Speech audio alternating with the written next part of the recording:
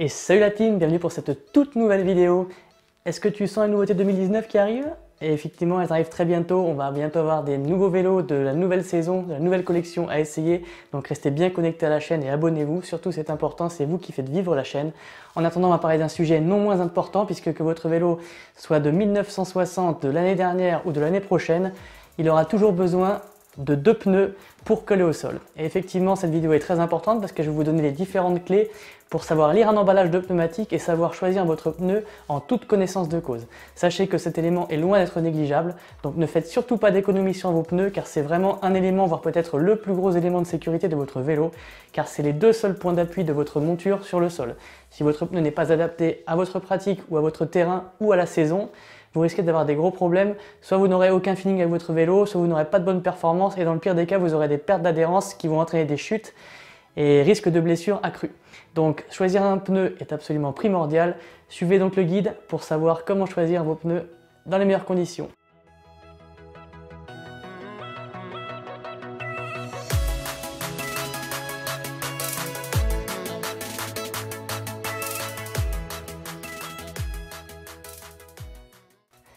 Alors, la première chose à savoir quand vous êtes en face de votre rayon pneumatique et que vous voulez savoir quel pneu choisir, c'est évidemment de choisir la bonne dimension pour votre pneu.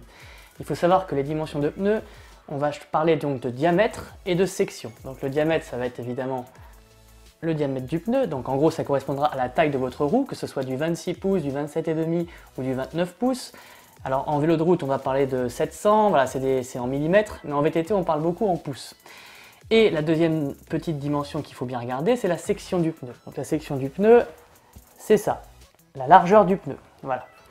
Donc ces 2 dimensions, sur la route, c'est relativement simple de ne pas se tromper. Puisqu'en fait, si je reprends par exemple un emballage de pneus route, on voit bien ici les dimensions 700. Donc 700, c'est le diamètre en millimètres du pneu. Et 23, c'est donc la section, en millimètres également. Et c'est relativement fiable. Par contre, en VTT, c'est un peu plus compliqué, puisque si je prends cet emballage-là, on regarde ici, 27,5 par 2,10. Donc 27,5, c'est le diamètre de la roue, et 2,10, c'est la section du pneu. Le souci, c'est que cette dimension, elle est exprimée en pouces. Et malheureusement, cette mesure n'est pas du tout précise. Chaque fabricant a sa manière de mesurer son pneu. Et donc, quelqu'un qui va mesurer un pneu chez Maxxis, par exemple, ne mesurera pas le pneu à la même pression ou au même endroit que quelqu'un chez Schwalbe, par exemple. Et donc, vous allez pouvoir trouver des grosses différences entre un pneu, par exemple, Maxxis en 2,5 de section et un pneu Schwalbe en 2,5 de section. Les 2 pneus ne seront pourtant pas réellement de la même largeur. Si vous prenez votre pied à coulisse, vous verrez que le Maxxis est plus petit en moyenne que le Schwalbe. C'est un exemple, hein, ça peut être différentes marques, hein, mais c'est juste pour vous dire une idée. Donc la seule et unique façon de connaître parfaitement la taille du pneu que vous achetez, c'est de ne pas tenir compte de cette dimension en pouces, mais de tenir compte de ce qui est marqué juste en dessous. Donc là en l'occurrence 54 par 584. Ces dimensions-là, c'est la norme ETRTO, European Tires and Rims Technical Organization, avec le super accent anglais. Donc cet organisme en fait mesure tous les pneumatiques du marché, que ce soit pour les motos, pour les voitures, pour les tracteurs, pour les vélos. Et c'est une norme, donc les pneus sont tous mesurés exactement de la même façon, aux mêmes endroits du pneu, avec la même pression dans le pneu. Donc vous avez cette norme, quelle que soit la marque. Donc vous allez toujours chercher sur un pneumatique la norme ETRTO pour être sûr d'avoir la dimension exacte. Donc sur les pneus de vélo de route, je le rappelle, c'est pas spécialement important puisque vous avez tout qui est exprimé en millimètres avec la norme française. Par contre, sur les pneus de VTT, cherchez en priorité le TRTO que la norme en pouces. Voilà, puisque même si vous aurez peu de chances de vous tromper, hein, si vous prenez un pneu en 27,5 sur une roue en 27,5, vous êtes sûr que ce sera la bonne taille, vous n'allez pas avoir un pneu qui va être trop large. Par contre, la section, c'est hyper important parce que quelqu'un, par exemple, qui était chaussé en pneu Maxxis en 2,4 par exemple, et qui veut diminuer sa section parce qu'il trouve que c'est trop gros, il veut passer sur du 2,3, mais il va chez Schwalbe, il va monter son pneu 2,3 de chez Schwalbe, et puis finalement le pneu, bizarrement, il est aussi gros que son pneu d'autrefois, alors que sur le papier, il était censé être plus petit. Avec la norme TRTO, il n'aurait pas eu cette surprise-là, il aurait bien vu qu'en millimètres, le cheval bœuf était aussi gros que le Mach 6, alors que sur la norme en pouces, il était censé être plus petit. Donc cherchez toujours la norme ETRTO. Donc parfois, ça peut être caché. Et par exemple, ce pneu Vittoria là, si on regarde la face avant, il n'y a absolument pas marqué le ETRTO. Le ETRTO, il faut aller la chercher vraiment tout à côté du code barre. ETRTO, vous voyez ici. Et vraiment, si on ne le sait pas, on ne va pas reprendre cette information-là, on va juste se contenter de ce qui est marqué en gros devant, et peut-être qu'on aura une déception à l'arrivée. Si on veut résumer, cherchez toujours la norme ETRTO pour avoir la taille de votre pneu de façon précise. Petite parenthèse concernant les pneus de route. Comme je vous l'ai dit précédemment, les pneus de route sont déjà exprimés en millimètres. Donc par exemple sur le pneu Michelin ici, on voit que c'est un pneu en 700 par 23C. Donc 700 mm en diamètre, 23 mm en section de pneu, et le C ça correspond à la largeur de la jante. Donc ça c'est moins important.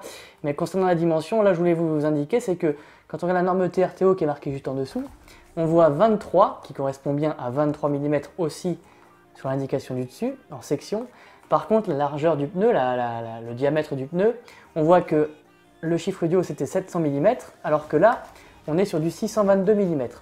Donc il faut savoir que l'ETRTO, si je reprends mon pneu de VTT, parce que c'est la même chose, hein, l'ETRTO, pour ce qui est du diamètre du pneu, il va mesurer de tringle à tringle. Donc la tringle, c'est ce qui permet au pneu d'être accroché sur la jante. Donc c'est cette partie-là. Donc le TRTO, c'est là. Alors que la norme française, qui est sur les mesures de pneus de route, en millimètres également, donc en l'occurrence, ça c'était du 700, ça mesure le diamètre de bande de roulement à bande de roulement. Donc le diamètre hors tout, ce qu'on appelle. Donc c'est pour ça que sur ce fameux pneu de route, on voit bien que la dimension aux normes françaises en millimètres, là, elle est plus grande, 700 mm, que la dimension ETRTO 622, parce qu'elle ne tient pas compte de l'épaisseur du pneu, puisqu'elle est de tringle à tringle. Alors que la norme française, au contraire, ça prend en compte la largeur du pneu. Donc important à noter. Dernière info concernant l'ETRTO, sachez que si vous voulez connaître l'ETRTO de votre pneu actuel, mais que vous avez jeté l'emballage, donc si vous voulez pouvoir le comparer à un nouveau pneu que vous voulez acheter, pour ne pas vous tromper sur la section, vous pouvez toujours retrouver l'ETRTO sur le flanc du pneu. Tous les pneus doivent être indiqués, l'ETRTO doit être indiqué sur le côté. Donc évidemment, elle est souvent un peu discrète, mais on regardera et on trouvera forcément l'ETRTO. Je ne sais pas si vous le verrez à l'écran. Vous voyez, c'est juste en surépaisseur sur le côté du pneu. C'est pas peint, voilà, c'est pas écrit, mais on le voit bien, le TRTO est là. Donc vraiment, soit c'est sur les deux flancs, soit c'est sur un des deux flancs du pneu, mais normalement vous devez trouver le TRTO quelque part sur votre pneu si vous voulez le connaître alors que vous avez jeté l'emballage. Voilà, dernière information à connaître sur le TRTO.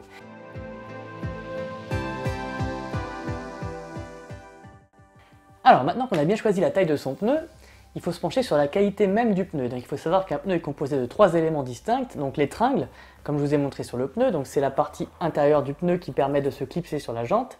On a la carcasse du pneu, donc tout le reste du pneu en fait, entre la tringle et la bande de roulement, c'est ce qui compose le pneu, c'est vraiment son corps.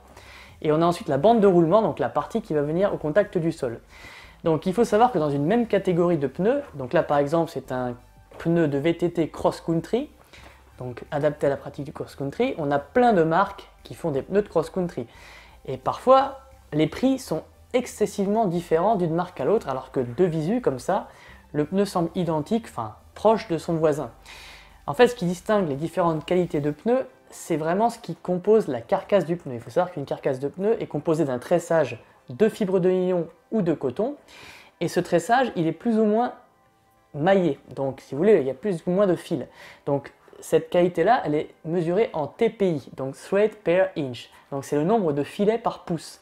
Donc plus un pneu présente de TPI, plus vous allez avoir un pneu de qualité puisqu'il y aura plus de tissu dans le pneu et moins de gomme. Donc ce sera un pneu qui sera beaucoup plus flexible et qui va mieux lire le terrain, qui va être plus performant et surtout plus léger puisque la gomme est lourde. Donc partez du principe que plus un pneu a de TPI, plus grande est sa qualité. Il faut savoir que les TPI, le minimum de TPI c'est 33, et le maximum c'est 127. Attention, je parle ici pour une seule couche de pneus, de carcasse, parce que certaines carcasses ont plusieurs couches, et donc vous pouvez multiplier cette valeur par 2 ou 3. Par exemple, si je regardais ce pneu ici, je verrais donc que nous avons 330 TPI, donc je viens de vous dire que le maximum c'était 127, serais-je un menteur? Non, c'est qu'en fait là on voit bien qu'il y a 3 plis, donc il y a 3 couches au niveau de la carcasse. Donc en fait vous avez 3 plis qui font 330, donc si on fait 330 divisé par 3, ça fait 110 TPI par couche. Donc voilà.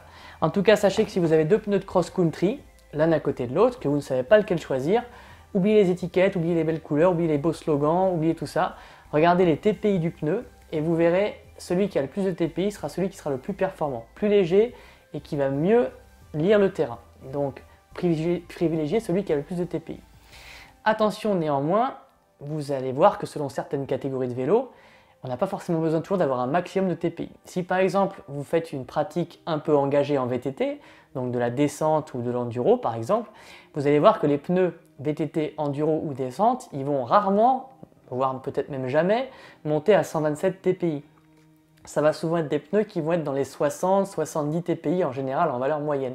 Puisqu'en fait c'est des pneus qui, au-delà du rendement, cherchent surtout d'être très résistants et très chargés en gomme. Donc on va un peu moins mettre de textile et un peu plus de gomme. C'est pour ça que ces pneus-là, il ne faut pas forcément aller chercher des valeurs à 127 ou 300 TPI. Ce que je veux dire, c'est que vous pouvez avoir un très très bon pneu de descente, d'enduro ou de freeride qui va tourner autour des 60 TPI et ça n'empêchera pas d'être très cher d'ailleurs. Hein. Vous pouvez avoir des pneus de très haute qualité pour certaines pratiques, mais avec des TPI faibles. En revanche, si vous faites des pratiques très roulantes avec besoin d'un fort rendement et d'une grosse légèreté, vraiment là je vous engage à chercher des pneus avec le maximum de TPI possible.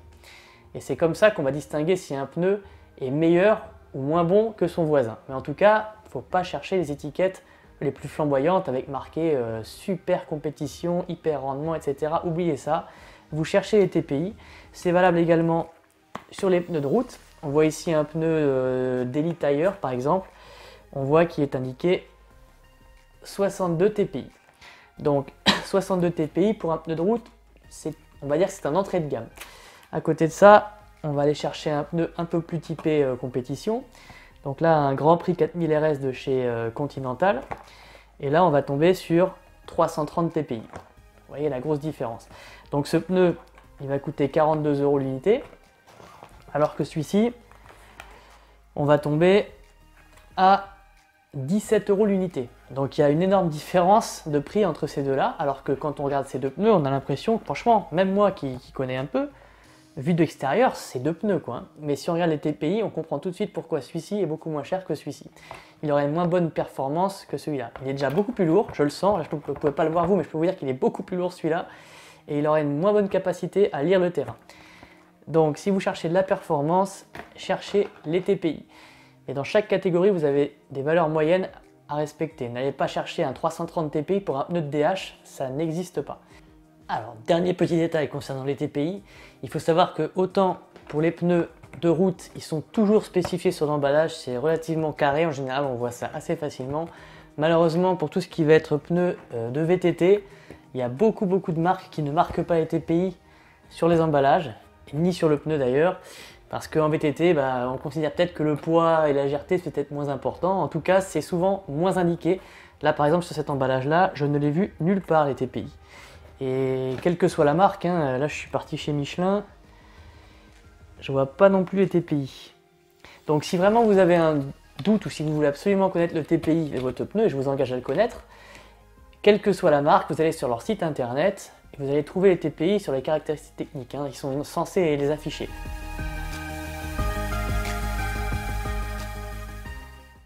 Alors maintenant qu'on a vu un petit peu la carcasse du pneu, il faut aussi s'intéresser parfois à ce qui touche directement le sol, à savoir donc la bande de roulement. Donc c'est cette partie-là qui va venir directement en contact avec le sol. Donc en VTT c'est flagrant puisque c'est bourré de crampons, alors qu'en vélo de route parfois c'est vraiment discret. Alors on a vraiment l'impression que le flanc du pneu est quasiment identique à la bande de roulement, ce qui n'est pas tout à fait le cas. Hein. Donc cette bande de roulement, elle va beaucoup influer sur le ressenti que vous avez au niveau du sol. Donc en fonction de la saison, en fonction de votre type de terrain, de votre type de pratique, cette bande de roulement, il faudra la choisir plus ou moins acérée. Donc par exemple, on va prendre l'exemple le plus flagrant parce que ce sera plus simple de vous montrer. Pour le VTT, plus votre surface de jeu, votre terrain de jeu sera sec, sera dur, plus vous irez chercher des crampons pas très hauts, avec une faible hauteur, et des crampons plutôt durs, puisqu'en fait, c'est pas la peine d'avoir un grip phénoménal, donc une accroche phénoménale avec ce type de terrain-là, puisqu'il est dur et il n'est pas traître, il n'y a pas de boue, ça glisse pas, donc c'est pas la peine d'avoir des crampons énormes qui auront le désavantage de tellement accrocher que vous allez devoir beaucoup plus pédaler pour aller chercher du kilomètre-heure, pour aller chercher de la vitesse. En revanche, si vous êtes sur des pratiques très engagées, comme la descente ou le freeride, ou que vous évoluez sur des terrains assez accidentés ou boueux en hiver par exemple, là au contraire, il faudra chercher des crampons le plus haut possible et avec une texture plus molle. Donc quand on parle de la dureté d'un pneu, on va parler du shore. Donc le shore, c'est une mesure qui va permettre de savoir si le caoutchouc ou le polymère, c'est pas forcément du caoutchouc, mais ça mesure la dureté d'un polymère. Donc le shore, il est exprimé de 0 à 100. Donc 0, ça va être pour quelque chose d'extrêmement mou, et 100, c'est quelque chose d'extrêmement dur. Donc si vous voulez évoluer dans un terrain extrêmement cassant, ou en hiver, quand il fait très froid, aller chercher un shore avec la plus petite mesure possible pour qu'il soit très très mou et qu'il se déforme facilement sur le terrain, et puis également qui reste souple malgré le froid, parce qu'il faut savoir qu'en hiver un pneu est plus dur qu'en été à cause de la température.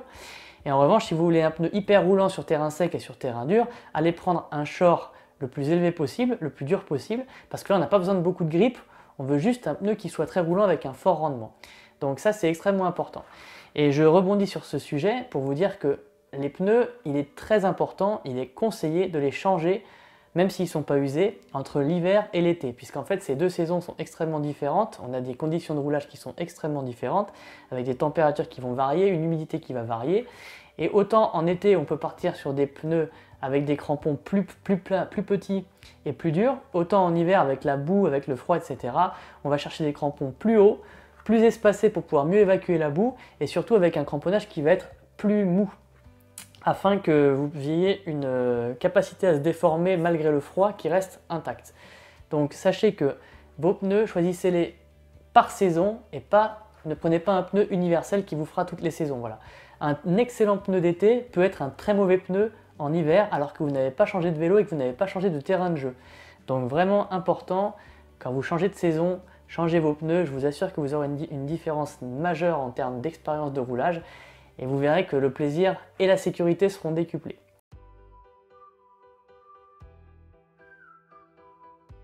Alors maintenant qu'on a vu tous ces petits détails en termes de pneus, je vais vous parler de façon un peu globale, un peu générale, sur les différentes montres de pneus qu'il est conseillé d'avoir. Donc je vais parler essentiellement du VTT parce que c'est vraiment l'univers que je maîtrise le mieux, que je pratique depuis longtemps, mais sachez que c'est valable en grande partie également pour la route. Donc déjà, le premier point à savoir, c'est que vos pneus ne seront pas forcément identiques à l'avant et à l'arrière de votre vélo. Effectivement, la roue arrière et la roue avant n'ont pas la même fonction sur votre vélo. La roue arrière, c'est celle qui va transmettre votre effort au sol. C'est celle qui va directement transformer l'énergie que vous mettez au niveau des pédales en vitesse au niveau du sol. Donc les pneus que vous mettrez à l'arrière, il faudra surtout privilégier le rendement sur ces pneus-là. Donc vous choisirez plutôt une section un peu moins importante, donc une largeur de pneu un peu moins importante pour qu'il y ait moins de frottement au niveau du sol et que donc vous ne perdiez pas trop d'énergie.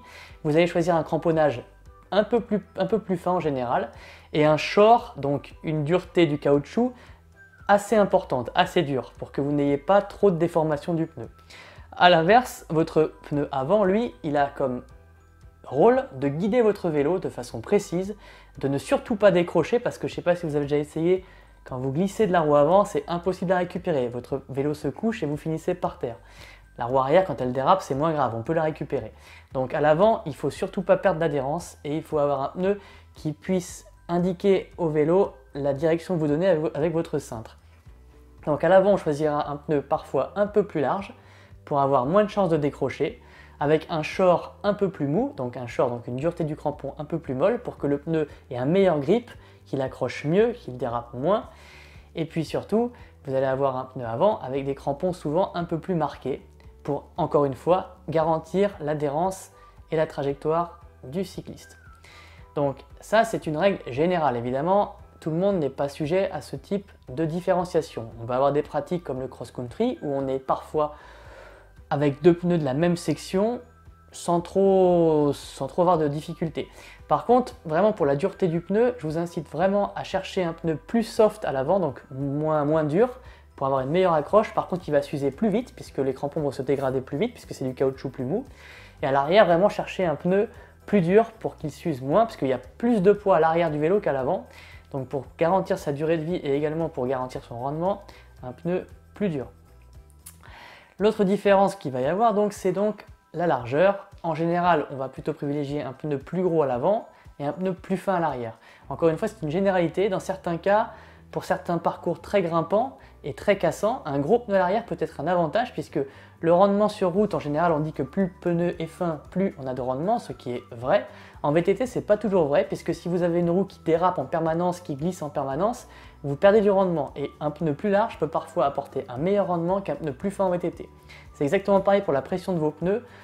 Pendant des années, on a considéré que plus un pneu était gonflé, plus on avait de rendement, sauf que sur un terrain chaotique, un terrain qui va bouger, un pneu très gonflé va rebondir, va taper, et donc la roue va perdre de l'adhérence et vous allez perdre de l'énergie, alors qu'un pneu un peu moins gonflé va rester collé au sol, va faire une sorte de mini-suspension, et va permettre d'avoir un pneu qui reste en permanence au contact du sol, et donc ne pas perdre de rendement. Donc ces éléments-là, c'est à chacun de les prendre en compte en fonction de son terrain de jeu, de la saison, de son type de pratique. Mais en tout cas, c'est des choses qu'il faut prendre en compte dans le choix du pneu. Mais sachez qu'en tout cas, il n'est pas obligatoire d'avoir deux pneus de même dimension et de même texture de gomme à l'avant et à l'arrière. On peut très bien les différencier et on peut très bien mettre deux modèles de pneus différents. Il y a d'ailleurs beaucoup de constructeurs qui mettent sur le marché des pneus spécifiquement étudiés pour la roue avant et des pneus spécifiquement étudiés pour la roue arrière. Encore une fois, c'est pas du luxe, c'est vraiment étudié et c'est vraiment utile et vous verrez une vraie différence. Vous pouvez avoir deux vélos parfaitement identiques qu'on utilise le même jour sur un même terrain avec un même pilote, mais deux montres de pneus différentes et les performances seront complètement différentes alors que le vélo est le même et que le pilote est le même. Donc encore une fois, si je dois vous dire quelque chose, c'est de ne surtout pas économiser sur vos pneus, car c'est vraiment le nerf de la guerre pour avoir une expérience de roulage optimale et en toute sécurité.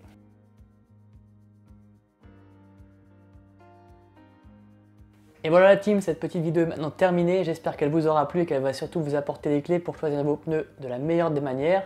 En tout cas, si on doit résumer la chose, pour ce qui est de la dimension de votre pneu, cherchez toujours la norme ETRTO sur les emballages, c'est vraiment la seule et unique norme qui ne peut pas vous induire en erreur. Pour ce qui va être de la qualité du pneu, entre deux pneus de même catégorie, de deux marques différentes, prenez toujours celui qui a le plus de TPI, là c'est vraiment pour la qualité de la carcasse, ça vous apportera un meilleur rendement et une meilleure légèreté en règle générale. Et puis en tout cas, pour tout ce qui concerne la dureté des crampons, dans ce qu'on appelle le short, donc le short A, sachez que privilégiez toujours des shorts plutôt mous pour l'avant du vélo et des shorts plus durs pour l'arrière. Et puis plus il fait froid, plus il fait humide, plus vous allez chercher des gommes tendres et à l'inverse, plus il fait sec et plus le sol est dur et plus vous pouvez partir sur des gommes dures. Voilà les amis, j'espère que cette vidéo vous aura vraiment plu. En tout cas, les prochaines vidéos arrivent très rapidement, donc restez connectés, abonnez-vous, partagez, faites vivre cette chaîne. Si vous avez des questions, n'hésitez pas dans les commentaires parce qu'il y a beaucoup de choses encore à voir sur les pneus que je n'ai pas pu évoquer dans cette vidéo. Et puis, restez connectés parce que dans les semaines ou jours qui viennent, on aura très prochainement des modèles 2019 de vélos qu'on va pouvoir essayer. J'en profite pour remercier les cycles Freewheel à Rio Volvestre dans le 31 qui m'ont gentiment prêté tous ces pneus que je vous ai montrés aujourd'hui pour me faire un petit exemple sur cette vidéo. Allez les voir si vous êtes dans le coin, ils sont vraiment hyper pro et super sympathiques. Et puis on se retrouve nous dans une prochaine vidéo le plus rapidement possible. Donc restez connectés. Ciao la team!